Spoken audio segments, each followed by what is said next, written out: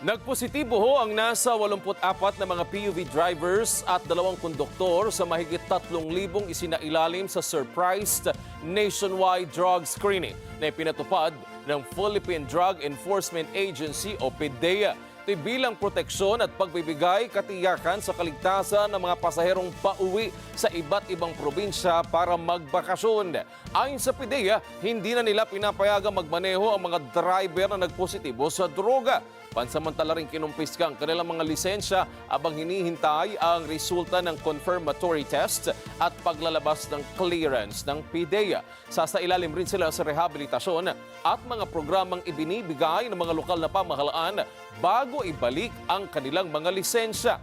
Samantala, nagsasagawa na rin ang PDEA ng mga biglaang K9 sweeping operations o paggamit ng narcotics detection dogs para makita mga nakatagong iligal na droga na dala ng mga pasahero.